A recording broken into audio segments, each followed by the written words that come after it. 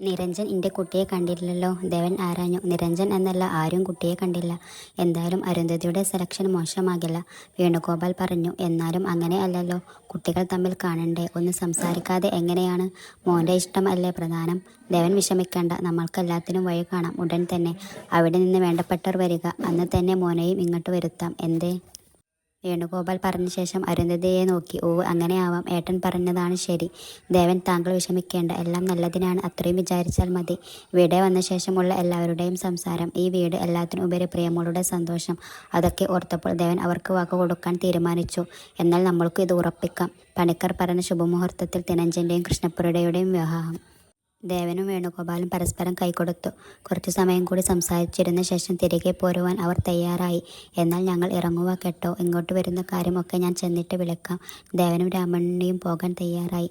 എത്ര പേർക്ക് വേണമെങ്കിലും ഇങ്ങോട്ട് വരാം കേട്ടോ ദേവ, അതിലൊന്നും യാതൊരു പ്രശ്നവും ഇല്ല, വേണുഗോപാൽ പറഞ്ഞു. അധികം താമസിയാതെ അവർ യാത്ര പറഞ്ഞു പോയി. സച്ചുമോനുടെ വിവരങ്ങൾ വിളിച്ചു. പറയൂ അരുന്ധതി, എന്നിട്ട് അവനോട് എത്താൻ പറയൂ എന്ന് പറഞ്ഞ് വേണുഗോപാൽ അകത്തേക്ക് പോയി. അവൻ സമ്മതിക്കുമോ ഏട്ടത്തി? എനിക്കാണെങ്കിൽ വല്ലാത്ത പരവേശം പോലെ എന്ന് ചോദിച്ചുകൊണ്ട് വേണുഗോപാലിൻ്റെ പെങ്ങൾ ഭാമ അങ്ങോട്ട് വന്നു. സമ്മതിപ്പിക്കണം ഭാമേ, അവൻ ആ പെൺകുട്ടിയെ കാണുമ്പോൾ എല്ലാം മറന്നൊരു വിവാഹത്തിന് തയ്യാറാകും. ഇല്ലെങ്കിൽ അവനെ കൊണ്ട് സമ്മതിപ്പിക്കണം, അല്ലാതെ പറ്റില്ലല്ലോ.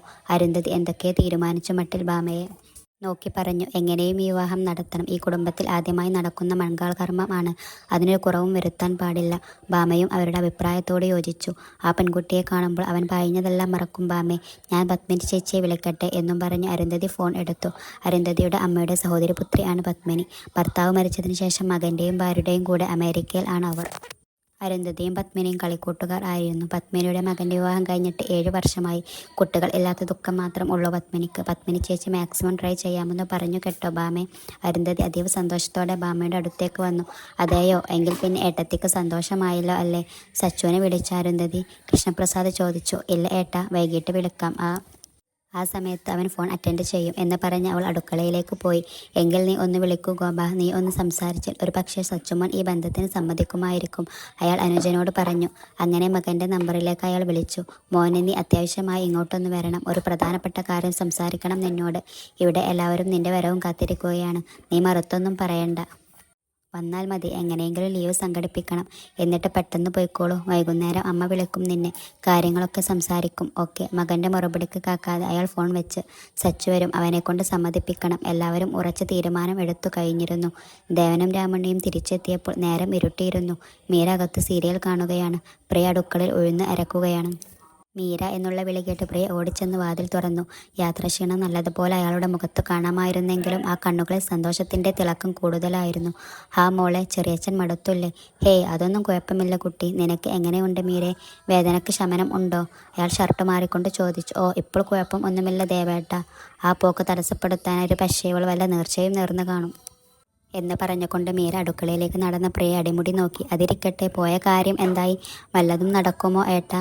ദേവൻ നടന്ന കാര്യങ്ങൾ വള്ളിപ്പുള്ളി വിടാതെ പറഞ്ഞു. എന്നാൽ അവരുടെ കുറിച്ച് മാത്രം അയാൾ മീരയോട് പറഞ്ഞില്ല. പ്രിയ അകത്തുനിന്ന് എല്ലാം കേൾക്കുന്നുണ്ടായിരുന്നു. ഇനി നിശ്ചയം എന്ന് പറഞ്ഞ് ആളെയും കൊണ്ട് വെറുതെ പോകണ്ട. ഇത്രയും ദൂരത്തേക്ക് വണ്ടിക്കൂലി എത്രയാ വേണ്ടത്? കല്യാണത്തിന് എല്ലാവരും കണ്ടാൽ മതി ചെറുക്കനെ, മീര പറഞ്ഞു. മീരയ്ക്ക് എങ്ങനെയെങ്കിലും പ്രിയെ ആരുടെ എങ്കിലും കൂടെ വിട്ടാൽ മതി എന്ന് മാത്രമേ ഉള്ളായിരുന്നു അപ്പോൾ. എന്നാൽ പണം ഒട്ടും ചിലവാക്കാനും പറ്റില്ല, അതുകൊണ്ടാണ് ഈ ഒഴിവുകഴിവുകൾ ഒക്കെ പറയുന്നത്. അതാണ് നല്ലതെന്നും ദേവൻ ഓർത്തു. കാരണം എല്ലാവരും കൂടി അവിടെ ചെന്ന് എന്തേലും പറഞ്ഞ് മാറിപ്പോയാലേ എന്ന് അയാൾ പേടിച്ചു. മീരയും തൻ്റെ മക്കളും കൂടി എന്തെങ്കിലുമൊക്കെ കാര്യങ്ങൾ പറഞ്ഞത് മാറ്റിവിടുമോ എന്ന് അയാൾക്ക് സത്യത്തിൽ ഭയമായിരുന്നു. അയാൾ ഇവിടുത്തെ അഭിപ്രായം ഇങ്ങനെയാണെന്ന് വൈകിട്ട് തന്നെ വേണുഗോപാലിനെ വിളിച്ചറിയിച്ചു. എങ്ങനെയായാലും ശരി, ഞങ്ങൾക്ക് സമ്മതം എന്നാണ് വേണുഗോപാൽ തിരികെ മറുപടി നൽകിയത്. പ്രേമോൾക്ക് സമ്മതക്കുറവുണ്ടോ? കഞ്ഞി കൊടുക്കാൻ നേരം ദേവൻ പ്രിയോട് ചോദിച്ചു. ഇല്ല ചെറിയച്ച, അവൾ മറുപടി കൊടുത്തു. എന്നാലും അവൾക്ക് ചെറുക്കനെ ഒന്ന് കാണണം എന്ന് അതിയായ ആഗ്രഹം ഉണ്ടായിരുന്നു. അന്നേ രാത്രിയിൽ പ്രിയ ഒരു സ്വപ്നം കണ്ടു. സുമുഖനായ ചെറുപ്പക്കാരൻ നടന്നവളുടെ അടുത്തേക്ക് വരുന്നു. അയാൾ അടുത്തു വരുന്തോറും അവൾക്ക് ഭയം കൂടി വന്നു. മദ്യത്തിൻ്റെ ഗന്ധം അവളുടെ നാസികയിലേക്ക് തുളച്ചു കയറി. അവൻ്റെ തീക്ഷ്ണമായ നോട്ടത്തെ നേരിടാൻ ആവാതെ അവൾ മുഖം കുനിച്ചതും അയാൾ അവളുടെ ദേഹത്തേക്ക് അമർന്നു. അമ്മേ എന്നൊരു അലർച്ചയോടെ പ്രിയ കണ്ണു തുറന്നു. നേരം വെളുത്തോ ദൈവമേ, പ്രിയ കിടക്ക വിട്ട് എഴുന്നേറ്റു. സമയം 4 മണി കഴിഞ്ഞിരിക്കുന്നു. എന്താ എൻ്റെ ഗുരുവായൂരപ്പ, ഇങ്ങനെ ഒരു സ്വപ്നം കണ്ടെന്ന് ഓർത്തപ്പോൾ അവൾക്ക് സങ്കടം വന്നു. ഇനിയും എന്നെ പരീക്ഷിക്കല്ലേ കണ്ണാ, നീ കാത്തോണി എന്ന് പറഞ്ഞവൾ അടുക്കളയിലേക്ക് നടന്നു. രാവിലെ ദോശയും ചമ്മന്തിയുമായിരുന്നു കഴിക്കാൻ പ്രിയ ഉണ്ടാക്കിയത്. മീര ഇടയ്ക്കൊക്കെ വന്നു എന്ന് എത്തി നോക്കി പോവുകയുള്ളൂ. എല്ലാം ചെയ്യുന്നത് പ്രിയ ഒറ്റക്കാണ്. ദേവനും മീരയും കഴിക്കാൻ വന്നിരുന്നപ്പോൾ രാമനുണ്ണി മുറ്റത്തേക്ക് വന്നു. ആ രാമ, കയറി വരൂ. പ്രിയ 2 ദോശ കൂടി എടുക്കു കേട്ടോ എന്നും പറഞ്ഞ് ദേവൻ രാമനുണ്ണിയെ ക്ഷണിച്ചു. രാമനുണ്ണിയും അവരോടൊപ്പം കഴിക്കാനായി ഇരുന്നു. ഇവിടെ നിന്നും ആരൊക്കെയാണ് ദേവ പട്ടാമ്പിക്ക് പോകുന്നത്? അവർ കാലത്തെ വിളിച്ചു. രാമനുണ്ണി ചോദിച്ചു. പോക്കുകാരെ നമ്മൾ ഒഴിവാക്കി രാമ. കാരണം ഇനി വിവാഹത്തിന് കുറച്ച് ദിവസം അല്ലേ ഉള്ളൂ. ഇനി വിവാഹത്തിന് എല്ലാവരും കണ്ടാൽ മതി, അതല്ലേ നല്ലത്? ദേവൻ അയാളെ നോക്കിക്കൊണ്ട് പറഞ്ഞു. എല്ലാത്തിനും കൂടി എവിടുന്ന കാശ് രാമനുണ്ണി? ഇനി പൊന്നും പണവും എല്ലാം ഉണ്ടാക്കണ്ടേ? രൂപ എത്ര വേണം എന്ന് വല്ലതും അറിയാമോ? മീര ചൊടിച്ചു. 10 പവനെങ്കിലും കൊടുക്കണം, പിന്നെ സദ്യ നടത്തണം, എല്ലാവരെയും കൊണ്ടുപോകണം. എല്ലാത്തിനും കൂടെ പൈസ തികയുമോ ദേവേട്ട? മീര വിഷമത്തോടെ ദേവനെ നോക്കി. 10 പവനോ ദേവ? അവരുടെ നിലയും വിലയും വെച്ച് നോക്കുമ്പോൾ തീരെ കുറഞ്ഞതൊരു 50 പവൻ എങ്കിലും കൊടുക്കണ്ടേ? അല്ലാണ്ട് എങ്ങനെയാണ്? നാണക്കേടല്ലേ? രാമനുണ്ണി ദേവനോടായി പറഞ്ഞു. രാമനുണ്ണി എന്താ പറഞ്ഞത്? 50 പവനോ? അതേ, താൻ തന്നിട്ടുണ്ടോ ഇവൾക്കിടാൻ 50 പവൻ സ്വർണം? അതോ ചുമ്മാതെ ആരെങ്കിലും തരുമോ കാശ്?